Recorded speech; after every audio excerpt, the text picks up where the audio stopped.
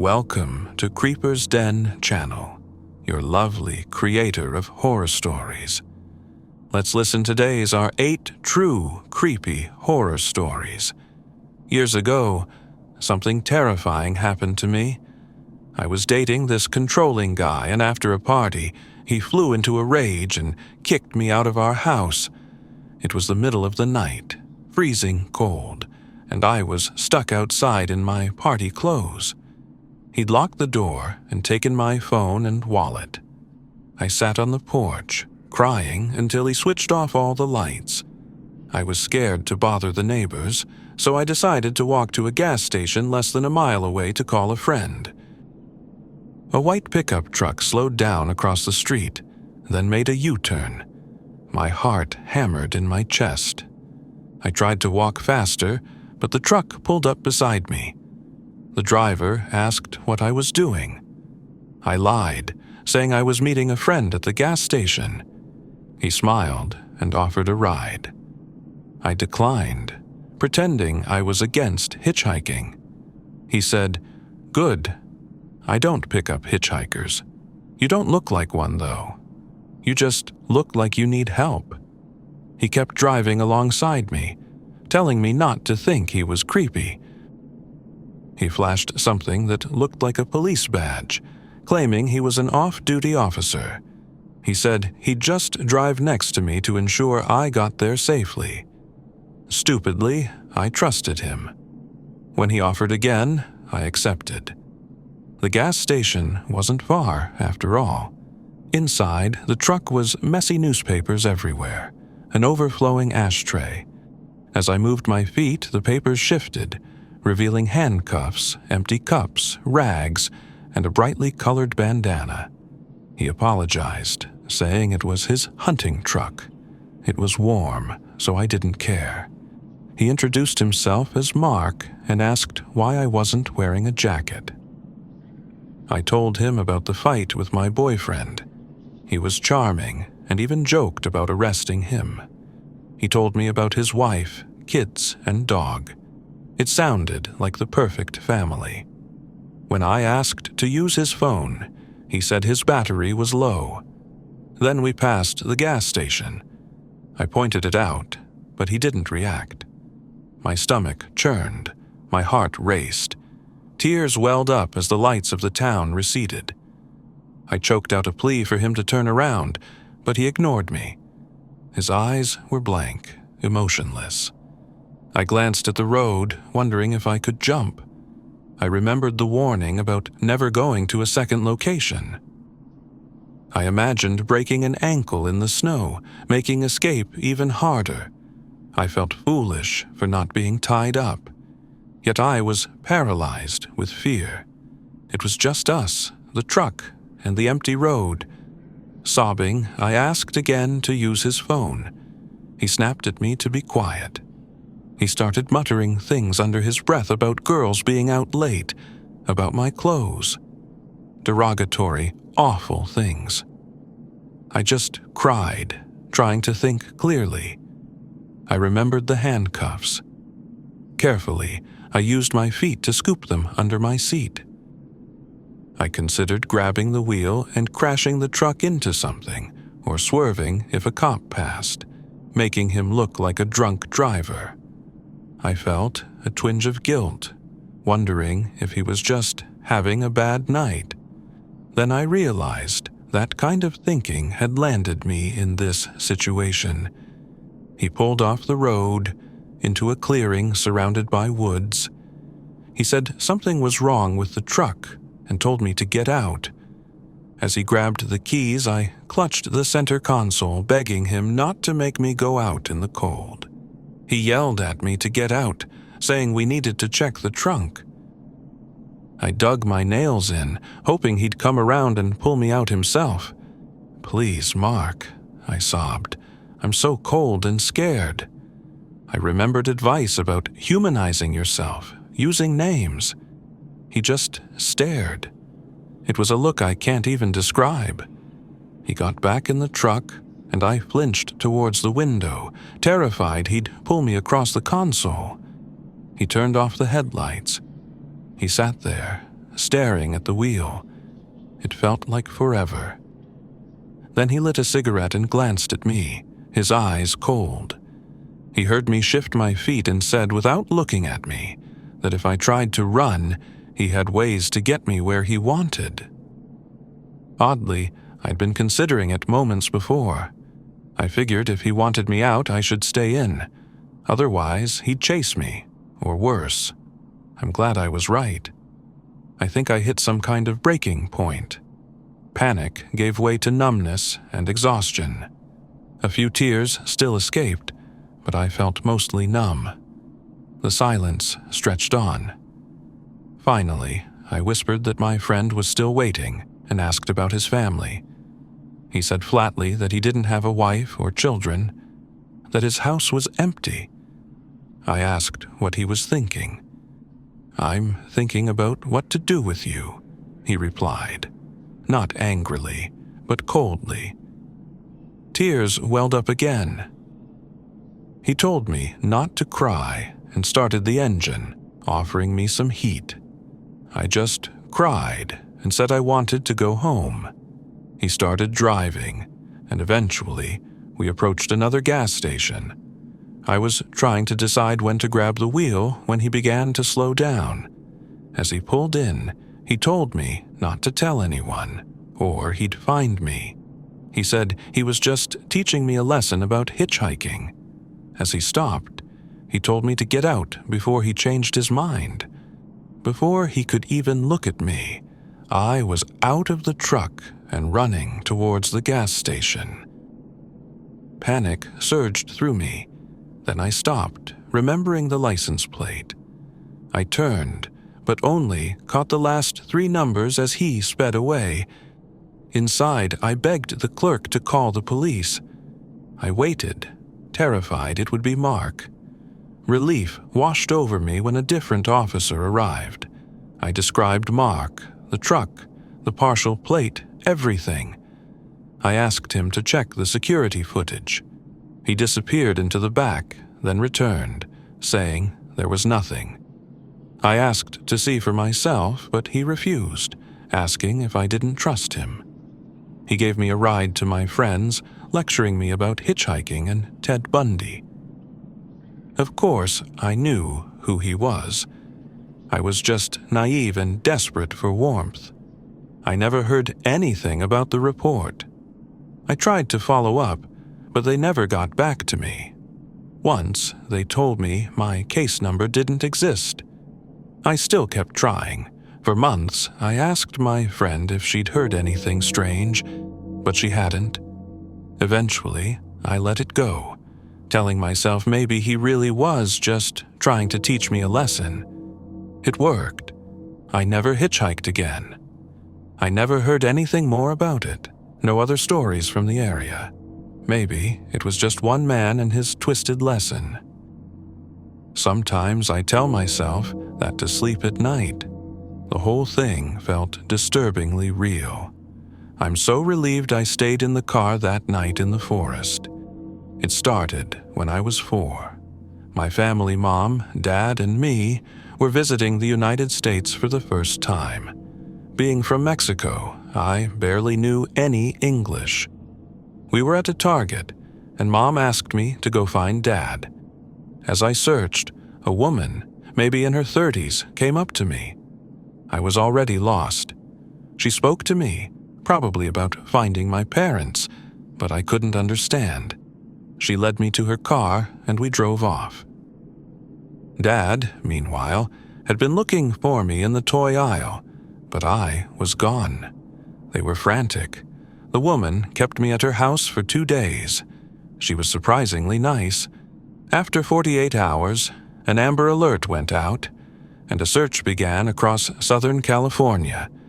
A week later, police traced her plates, stopped her car, and arrested her. She had mental health problems and was eventually released. This was around 2012, so I don't remember all the details, but I do know she took her own life later that year. I can still picture her face. You always imagine kidnappers in masks locking you in a basement, but it wasn't like that at all.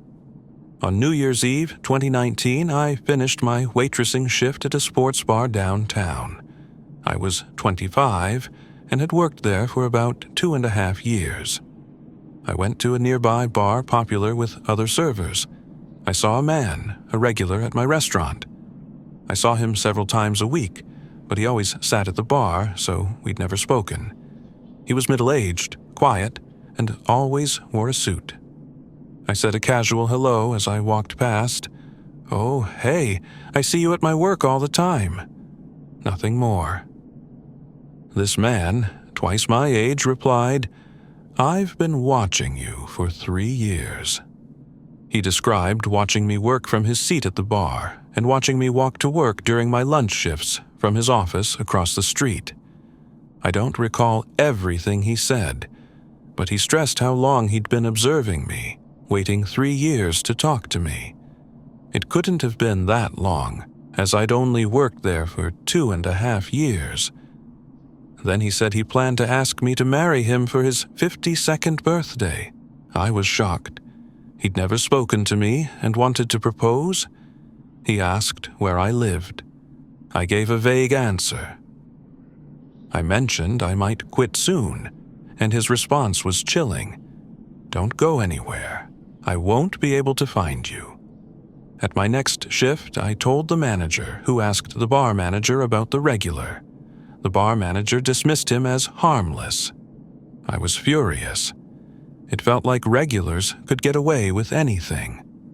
Then, in March 2020, all the restaurants closed due to the pandemic, so I didn't work there much longer. I'll probably never see him again. I know this isn't as terrifying as some stories, and believe me, I've had plenty of creepy experiences in the service industry, but it was unsettling, realizing someone had been watching and fantasizing about me for years without me knowing. He just looked like an ordinary, polite man. On Super Bowl Sunday 2003, my parents went to a bar, leaving me with a 16-year-old family friend. She was told not to leave the house under any circumstances. Of course, she ignored that and took me in my stroller to her friend's house to watch the game. It wasn't far. We walked. We left shortly after the game, hurrying to get home before my parents. In her rush, the babysitter forgot to buckle me into the stroller. As we strolled down the street, a car slowed beside us. The passenger door swung open, and a man grabbed me. My babysitter, a skilled boxer, reacted instantly and beat him up. He quickly decided I wasn't worth the fight, and the car sped off. We ran home. My parents were furious with her, and she never babysat me again. We called the police, but they never found the guy. So, somewhere out there, a grown man is walking around Philadelphia, having been beaten up by a teenage girl. When I was 4, around 1996, my mom, brothers, and I went to a water park. The entrance led to a food court with a map station. To the left was an arcade and a small roller coaster. Behind it was a massive wave pool. To the right was the kiddie area, with a lazy river and larger slides behind it. My older brothers wanted to ride the big slides, so Mom and I went to the kiddie area. I was playing and making friends when a boy asked if I wanted to go to the wave pool. Mom had forbidden me from going without an adult, so I said no. He said, "It's okay, my dad's waiting," and he told my mom he'd watch us. Wanting to see the wave pool, I foolishly followed him. Mom, obscured by slides and other kids, probably didn't notice immediately. We met the boy's dad at the wave pool. He took my hand and led me into the water. We were only in there for a couple of minutes before he carried me out.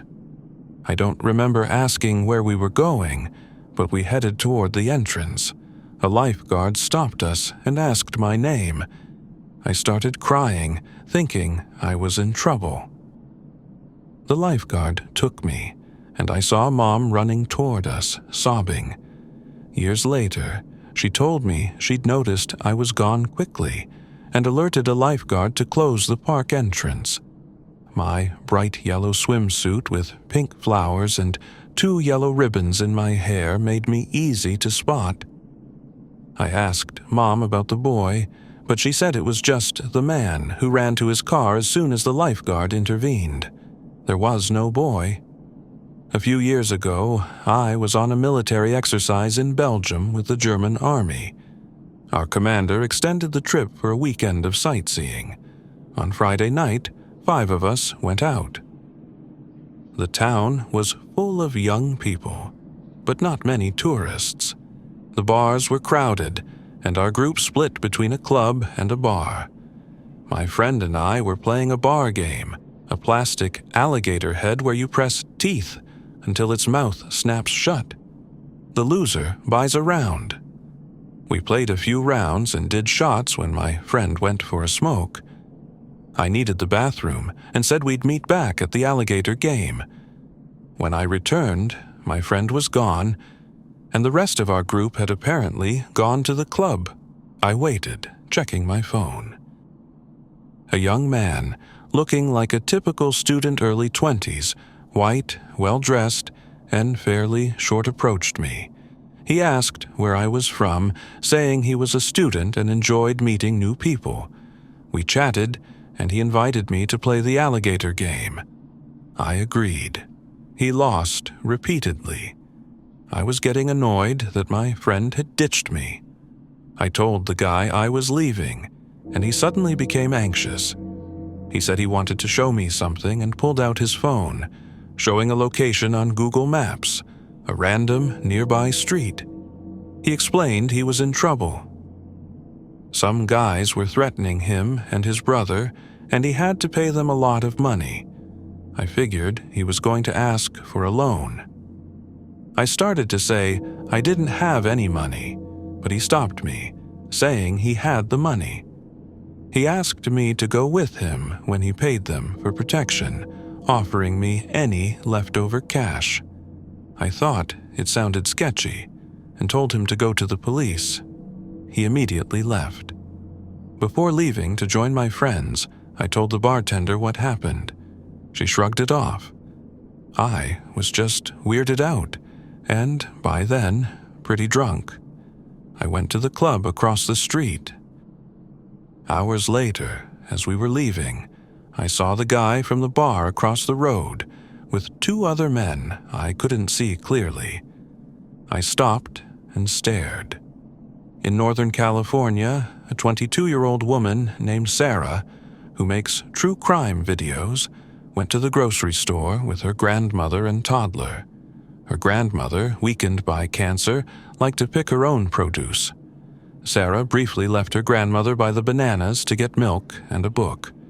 When she returned, her grandmother was gone. Frantic, Sarah searched the aisles, eventually finding a store employee to help. They searched together but couldn't find her. Sarah was about to have the store page her grandmother when she spotted her sitting by the checkout, groceries paid for. Her grandmother explained that 2 women had followed her, whispering into what sounded like a walkie-talkie. Feeling uneasy, she went to the soap aisle, but they followed. She decided to check out and wait. Relieved, Sarah grabbed her items and went to the same cashier. While checking out, she noticed a man with no groceries, seemingly loitering, talking into an upside-down phone like a walkie-talkie. He kept looking back and forth between Sarah and her grandmother. Sarah hurried her grandmother and daughter out. As they left, the man followed, continuing to talk into his phone. A store employee, alerted by Sarah, called security, a stern woman who escorted them out. The man stopped following but said something else into his phone before they reached their car. Shaken, Sarah locked the car doors. She later realized how vulnerable she'd been, unable to fully protect both her child and grandmother. She never forgot the unsettling incident. A young woman named Chloe from Chicago was at a downtown beach with her boyfriend, Alex, and her co-workers, Olivia and Sophia. Alex grew irritated that the group wasn't instantly bonding. He wanted to leave, and, feeling pressured, Chloe agreed. Annoyed, they returned to the Red Line subway station. Chloe, slightly ahead of Alex on the escalator, saw a man with a backpack behind her, apparently tying his shoe. He looked up, smiled, and apologized for being close. As they neared the top, Alex suddenly rushed up and grabbed the man's backpack, yelling about him getting too close to Chloe. He shoved the man, who walked away, smirking and giving Alex the finger. Confused, Chloe asked what had happened. Alex explained that the man had been close to her, seemingly sniffing her. Shocked, Chloe was then approached by several bystanders who'd witnessed the incident and confirmed Alex's account. Disgusted and frightened, Chloe boarded the arriving train. The experience left her deeply disturbed, and she never took the train again. Empty response, as requested by the prompt's instructions. The provided text contained only introductory concluding elements and no actual story.